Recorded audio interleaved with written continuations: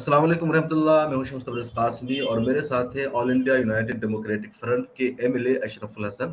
अब असम की चेंगा विधानसभा से मिले हैं, बातचीत करेंगे। आसाम में इस वक्त जो क्राइसिस है, पुलिस ने जिस तरीके से फायरिंग करके 3 लोगों को मार दिया है, इसके अलावा 10 लोग जख्मी हैं, और क्या मामला है, क्यों वहां के असम के मुसलमानों को दरंग जिला में बेघर किया जा रहा है, घर उनका तोड़ा जा रहा है और सरकार कह रही है कि इलीगल जमीन है। तो क्या पूरा मामला है असम में? हम बराह रास्त असम से बातचीत कर रहे हैं। हमारे साथ अशरफुल हसन साहब। अशरफुल हसन साहब, मिलर टाइम्स में स्वागत है, खुश आमदीद। आप असम में बहुत यंग एमएलए भी हैं। पूरा मामला कल क्या हुआ और इस वक्त क्या सूरत हाल है असम की, पहले तो वो बताइए आप। अस्सलाम वालेकुम। देखिए, ये जो आसाम है, आसाम में जो अल्पसंख्यक लोग बसत करते हैं, तो इन लोगों को तो बहुत सारे पॉलिटिकल मुद्दे से घिरी हुई है। और उससे भी एक तगड़ा मुद्दा ये है कि ये जमीन की मुद्दा, और हाल ही में दिखाया जा रहा है कि इविक्शन जा रहा है। ये पिछले जो सरकार थे बीजेपी के, उस सरकार ने भी बहुत हजारों लोगों को इविक्शन की थी, और इस सरकार ने वही रास्ते चुन लिए और वही रास्ते से हजारों लोगों को बेघर करने की जो काम वो क्षेत्र में जारी है। देखिए, आसाम ऐसे एक लौता स्टेट है जहाँ पे बड़ा नदियां है। जैसे आप ब्रह्मपुत्र जानते हैं, ब्रह्मपुत्र नदिया ने कोई 1000 लोगों को बेघर बनाया है। और आसाम के मूल जितने टोटल जो लैंड है उसका 8% of land has been eroded by the river Brahmaputra and the tributary of the Brahmaputra and Barak. तो ये है आसाम का सिनेरियो कि जमीन नदी ने काट के लेके जाते हैं। इसके बाद लोगों ने क्या करते, लोगों ने जो सरकारी जमीन देते, खास लैंड कहते हैं हमारे यहाँ पे, रिजर्व है, फॉरेस्ट है या इम्बैंकमेंट है, इन सारे जगह पे जाके खुद का जान, खुद का परिवार को बचाते हैं और बसत करते हैं। और ऐसा एक जगह है सिपाजार डिस्ट्रिक्ट, डोरंग डिस्ट्रिक्ट का सिपाजार इलाका, और उस इलाका की धौलपुर जैसे गांव, और उस गांव में कोई हजारों लोग कोई सालों से बसत कर रहे हैं, लगभग 40, 50, 60 साल से भी ज्यादा लोग से बसत कर रहे हैं। और वो जिस लैंड में बसत करते, चारों तरफ से नदी घिरा हुआ है, और वो सैंड बार है जिसका चौर कहते हैं हमारा आसाम की भाषा में। और इस चौर में इस बार क्या हुआ, वहां पे एक बड़ा सा जमीन है, जिस जमीन सरकार के नजर आया, कुछ सो कॉल्ड आसामीज नेशनलिस्ट को नजर में आया कि इस जमीन पे तो ये बंगाल ओरिजिन मुस्लिम ने तो ये खेती बाती कर रहे थे, इसीलिए ये जमीन खुद कब्जा में लेना चाहिए और इसको बेघर करके भी वो जमीन ले जाना चाहिए। इसीलिए इन लोगों ने खेती करने के लिए दूसरे को खेती के जमीन देने के लिए सरकार ने क्या किया, इस जमीन को इविक्शन कर रहा है और जमीन को खाली करवा रहा है। लेकिन हम क्या मांगते हैं, या सारे जो लोग इविक्टेड हुए विक्टिम की तरफ से हम मांगते हैं यही कि हमको जो रिहेबिलिटेशन की या पुनर्संस्थापन की व्यवस्था बना करके दीजिए, फिर हम आप लोग सरकार की जमीन लेके जाइए। लेकिन नहीं, इन लोग किसी को खेती करने के लिए जमीन दे रहे हैं, लेकिन हमें बसत करने के लिए जमीन नहीं। यही है मुद्दा। और इस मुद्दे को आवाज उठाते हुए लोगों को जब कोई इविक्शन करके रात को नोटिस दे दिया, सुबह को आया इविक्शन करने, लोग बाहर निकल के आया बिना हथियार, बिना अस्त्र, कोई भी कुछ नहीं है, निरक्षर जनता जब तो रास्ते में आया, उनको किया फायरिंग किया, और फायरिंग करके 3 लोगों को हत्या किया, कई सारे लोगों को आज घायल किया, और आज गुवाहाटी मेडिकल कॉलेज, अलग अलग मेडिकल में इन लोग रह रहे हैं। लेकिन ये बात समझना चाहिए कि हर साल जब को बारिश होता है, सबको इरोशन होता है, लोग कहाँ जाएंगे, और इसको कोई रिहेबिलिटेशन का व्यवस्था बना ना करके कोई हजारों लोगों को, बच्चे औरत को ऐसे करना ठीक नहीं है। अशरफुल हसन साहब, ये लोग जो वहां रह रहे थे धौलपुर गांव में, ये कब से रह रहे थे? इधर आके लोगों ने रहना शुरू किया या काफी दिनों से रह रहे थे? क्या है मामला? देखिए, ये जो लोग है, यहाँ का लोग 1960-65 में कामरूप डिस्ट्रिक्ट जो था, उस डिस्ट्रिक्ट में बहुत ज्यादा इरोशन हुआ था। इरोशन के बावजूद कुछ लोगों को वहां पे सेटल भी की हुई थी गवर्नमेंट के द्वारा, और दूसरी तरफ से इरोशन के बावजूद कुछ लोग वहां पे जाके बसत भी की 1960s के आसपास से, और कुछ लोग वहां से पुराना दिन से भी बसत कर रहे हैं। 1960 ये बहुत लंबे दिनों के बाद 40-60 साल निकल गया, और हमेशा वहां पे इरोशन होता है, नदी काट के लेके जाते हैं दूसरे जगह पे, वही एरिया के दूसरे जगह पे लोग जाके बसत करते हैं। बेसिकली ये लोग गरीब है, ये लोग मजदूर है, और ये लोग किसान है, और किसानी और आबादी करके जो पैसा निकालते हैं उससे इन लोग घर परिवार चलाता है।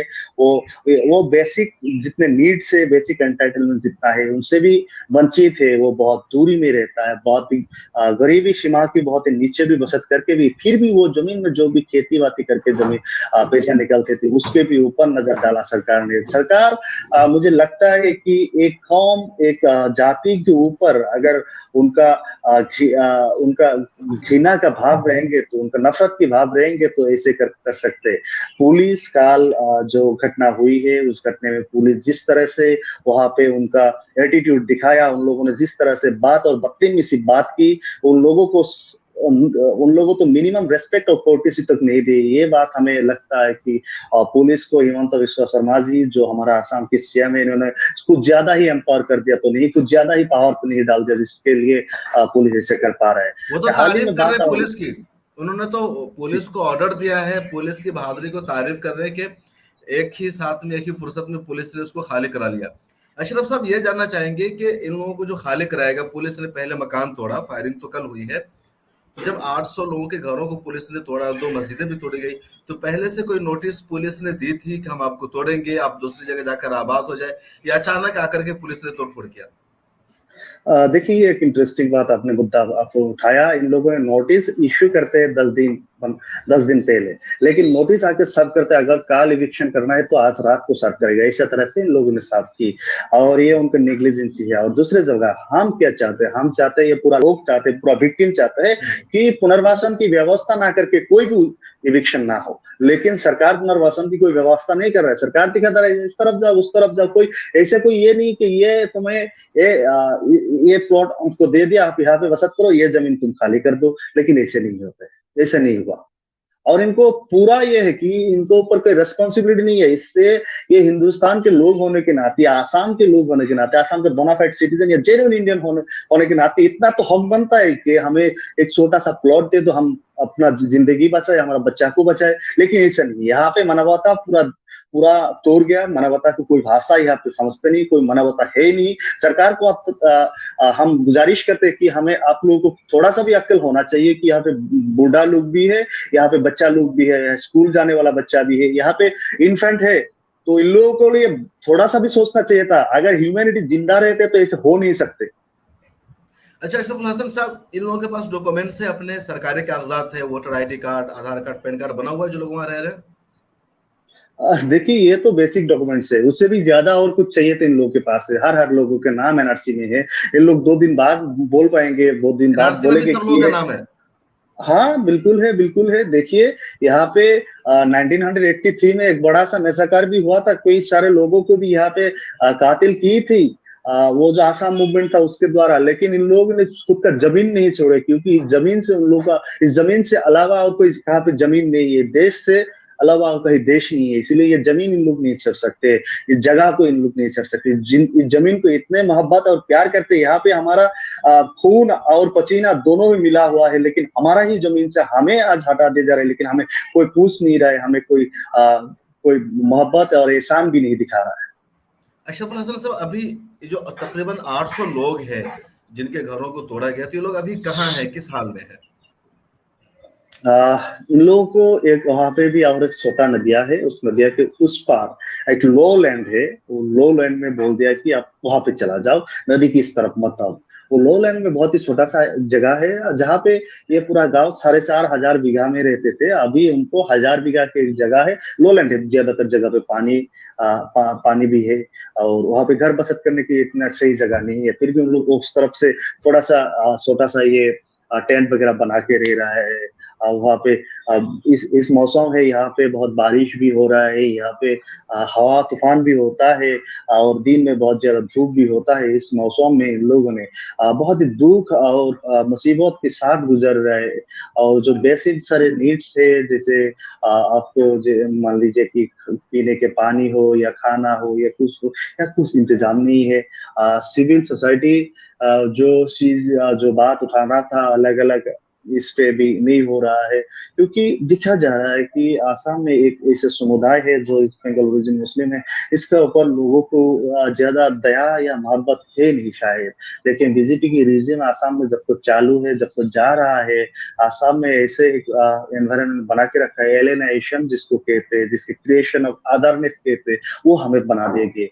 आसाम में हम ऐसे बोलते नहीं कि हम खतरे में खतरे में चिल्ला के बोलने की जरूरत नहीं है, लेकिन हमारा जो हालत है बाकायदा आप लोग अगर आके देखेंगे तो ये चीज आपको मालूम पड़ेगा कि हम किस हालत में गुजर रहे हैं। अशरफुल हसन साहब, आपकी शिकायत है कि जो सिविल सोसाइटी है मुद्दों को नहीं उठा रही है, लोग साथ नहीं दे रहे, इतना बड़ा मुद्दा है और वाकई पुलिस ने फायरिंग की है और 3 लोगों की मौत हो गई है। सद्दाम हुसैन नाम है, शेख फरीद है और मोइनुल हक है, जिन पर एक वो जो फोटोग्राफर वो भी कूद कूद कर मार रहा था।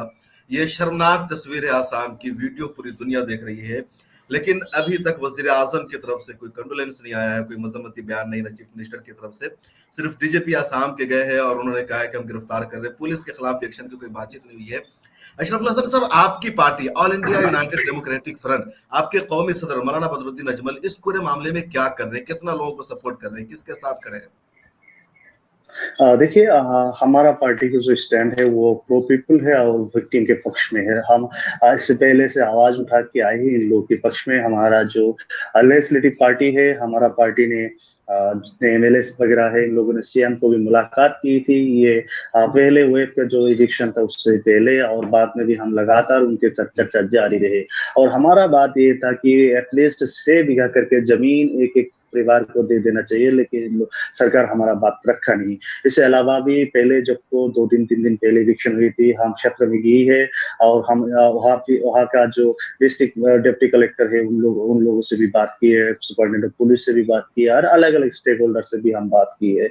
अब हम सोच रहे हैं कि हमारी पार्टी की तरफ से जो रिलीफ का काम है हम वो चालू रखेंगे, एज वेल एज हम लोगों की साथ हर सहायता के लिए खड़ा रहेंगे इंशाल्लाह। अच्छा, ये मामला कब से चल रहा था इन लोगों को खाली कराने का या इलीगल कब्जा का मामला? ये अभी मामला है या पहले से सरकार में था, पिछली सरकार में भी मुद्दा बना हुआ था? देखिए, ये जमीन जो जो बोल रहा है कि जमीन इलीगली ऑक्युपाई करके रखे है, जमीन ये है वो है, ऐसा बात नहीं है। देखिए, लोगों के पास जमीन नहीं है, लोग बसत कर रहे हैं, सरकारी जमीन है वो ही बस। अभी ये जमीन को क्या कर रहे हैं, दूसरे को देने वाला ही है, वो भी खेती करने वाला है। जहाँ पे जिसका बसत करने की भी जमीन नहीं है, खेती का भी जमीन नहीं है, वहां पे लोग रह भी रहा रहता, घर मकान बना के और दूसरे जगह खेती भी करते थे। तो मतलब इसलिए ये कि बहुत लोग दिनों से जमीन था, में लेकिन रह और रहे थे। बात भी बहुत दिनों से जी, और बात भी बहुत दिनों से उठ रहे थे। पहले पिछले बीजेपी सरकार के टाइम में भी इसके ऊपर बहुत सारे चर्चा हुई थी। 2017-18 में भी काफी सारे लोगों की इविक्शन की थी। वहां पे मैं उस टाइम पे उस इलाका में मौजूद थे, कई महीनों भर के लोगों के साथ मेहनत की है, लोगों की सहायता के लिए खड़े थे। और इस बार भी मुझे दिखाया जाए, और टाइम टू टाइम यहाँ पे हो ही रहा है इस चीज। और इस बार मुझे लगता है कि अगर इस प्रॉब्लम को अगर सोल्यूशन में लाना है तो लोगों को इविक्शन करने के पहले सेटलर बना के अगर उनको सेटलमेंट देके इविक्शन करेंगे तो वो ये मुद्दा जिंदगी भर के लिए खत्म हो जाएंगे। अच्छा, और भी कुछ जगह है जहाँ खाली कराना या अब हो गया, इसके अलावा भी कहीं पर सरकार दावा कर रही है? सरकार के पास तो एक लंबा चौड़ा लिस्ट है, जिस लिस्ट में दिखाई गई कि कोई हजारों बीघा जमीन आसाम में अलग अलग क्षेत्र पे आपका एनक्रोचमेंट हुआ है, सरकार के डेटा में बोल रहा है। लेकिन ये एनक्रोचमेंट कहाँ और किस तरह से हुआ है उसको भी हम समझना चाहिए। और क्योंकि देखिए, हमारा आसाम के वाकफ जो प्रॉपर्टी है उसको तो खाली करवाने के लिए कभी बात नहीं सोचते। हम तो बोल के आ रहा है कि हमारा वाकफ के जो प्रॉपर्टी उसको खाली करवा दो। हम पूरा इतना बहुत ज्यादा जो जमीन है वो नहीं चाह रहे, हम 6-7 प्लॉट चाह रहे हैं कि हमें वो खाली करवा दें। लेकिन सरकार वहां पे स्टेप नहीं ले रहा है, लेकिन स्टेप कहा ले रहा है जहाँ पे लोग इरोशन इफेक्टेड होके फ्लड के बावजूद उन लोग दूसरे जगह पे आके कहीं पे सरकारी जमीन पे बसत कर रहे हैं, तो उस जगह पे ही खाली करवा रहा है। लेकिन हाल ही में अलग अलग जगह पे इविक्शन हुई है और सरकार बोल रहा है कि ये हुजूर आजम बोल रहा है कि इविक्शन चालू रहेंगे। लेकिन हमें देखते हैं आगे सामने जाके कि सरकार को किस तरह से इससे कुछ समझ पाए कि लोगों को ऐसे कोई विकल्प कोई अल्टरनेटिव अरेंजमेंट ना करके इविक्शन ना करे। इस तरह से बात हम चर्चा में ला रहे हैं, लेकिन सरकार क्या करेंगे वो समय में दिखा जाएगा। ओके, जो तोड़ा गया है पिछले दिनों, उसमें 3 मस्जिद भी शामिल है और एक मंदिर भी शामिल है। हेमंत बिस्वा ने ट्वीट करके कहा, चीफ मिनिस्टर असम के वो, कि शिव मंदिर जो तोड़ा गया है तो उसको हम दोबारा बनवाएंगे, मैनेजमेंट कमेटी से हमारी बातचीत हो गई है। मस्जिद के बारे में उन्होंने कुछ नहीं कहा। तो क्या मंदिर जहां पर, शिव मंदिर जहां पर था, वो इलीगल जमीन नहीं है? सिर्फ जो मस्जिदें थी वो इलीगल जमीन पर थी? जमीन को लीगल और इलीगल की तरीका से बांटना ही ये कोई अगर मस्जिद रहेगा तो वो इलीगल बन जाएगा और मंदिर रहेगा तो वो लीगल बन जाएगा, ये चीज ही सही नहीं है। हम सोचते हैं कि रिलीजन इंस्टीट्यूशन तो दूर की बात है, लोगों के घर तोड़ने से भी पहले उनको ऑल्टरनेटिव अरेंजमेंट करना चाहिए, as well as religion institution जिसके साथ लोगों के इमोशन रहते हैं, फीलिंग्स रहते हैं। इसीलिए इन सारे चीजों पे हाथ लगाने से पहले उनके साथ सलाह करना, उनके साथ बात तो करना, उनके साथ डायलॉग करना भी जरूरत था, लेकिन वो हुई नहीं। अगर हेमंत बिस्वा शर्मा जी ने अगर मंदिर बना रहे तो ठीक है, आप बना लीजिए, लेकिन मस्जिद के बारे में भी आपको सोचना चाहिए, वो भी तो भगवान या खुदा का घर है। अगर मंदिर भी खुदा का, भगवान के घर हो सकता है, तो मस्जिद भी होना चाहिए। हम सोचते हैं कि सर्वधर्म, सर्व व्यक्ति और अलग अलग जो कास्ट और कम्युनिटी, रिलीजियस और बिलीवर्स और लिंग्विस्टिक और कल्चरल वेरिएशन है, सब लोग एक साथ एक इकट्ठा मिलकर रहना चाहिए। आसाम में जो लंबे दिनों से हम जिस तरीके से रह रहे हैं, हम अलग अलग धर्म के लोग, अलग अलग भाषा के लोग, उस तरह से हम रहना चाहते थे, लेकिन बीजेपी आने से बाद से यहाँ पे कुछ ही एनवायरनमेंट पोल्यूटेड हो गया, जिसके लिए हिंदू मुसलमान ज्यादा ही चर्चित हो रहा है। ओके, बहुत शुक्रिया। हमारे साथ अशरफुल हसन साहब जुड़े। आप all India United democratic front के एमएलए है, चेंगा विधानसभा से, ब्रह्मपुत्र नदी के बिल्कुल किनारे है। और जब आसाम विधानसभा चुनाव हो रहा था तो कवरेज के दौरान मैं भी उस विधानसभा में गया था। बहुत इंटीरियर इलाका है। और जो कुछ आसाम में कल हुआ है कि पुलिस ने फायरिंग करके 3 लोगों को मार दिया है, एक पत्रकार भी मार रहा था, बड़ी तादाद में लोग जख्मी है, और दुनिया भर में इस पर जो हंगामा होना चाहिए था वो हंगामा नहीं दिख रहा है। फिलहाल असम के 800 से ज्यादा लोग बेघर हैं, बेबस हैं, और उन्हें ज्यादातर मुसलमान है, रहने की कोई जगह नहीं है। इस वक्त असम में सैलाब का भी मौसम है, बारिश हो रही है, और ये सारी सूरत हाल है जो अशरफुल हसन कह रहे हैं। और उनका साफ ही कहना है कि ये यही के लोग हैं। जमीन अगर सरकार की है तो सरकार की जमीन पर जो या देश के लोग हैं वो ज्यादा रहने के हकदार है, बजाय इसके कि किसी को खेती के लिए दे दिया जाए। सरकार ने उसको खाली करा करके किसी को खेती के लिए, काश्तकारी के लिए देने का मनसूबा बनाया है। लेकिन रहना ज्यादा है, हमें अगर जिंदगी बचती है तब खेती होगी। और जो लोग हैं जिनको हटाया गया है वो कोई रोहिंग्या के नहीं है, कोई बाहर से आए हुए नहीं, बांग्लादेशी नहीं है, बल्कि 50 से ज्यादा सालों से यहाँ आबाद है, उनका डॉक्यूमेंट्स है, उनके सारे सबूत है। वो इंडियन शहरी है, और एक शहरी की जिंदगी, उसका वजूद, उसका घर ज्यादा अहम है, ऐसा अशरफुल हसन कह रहे हैं। बहुत शुक्रिया अशरफुल हसन साहब, आप हमारे साथ जुड़े और आप अपनी बात की। उम्मीद है कि असम का मसला जल्दी हल होगा और सारे लोगों की तवज्जो इस पर बनी रहेगी। बहुत शुक्रिया। Thank you.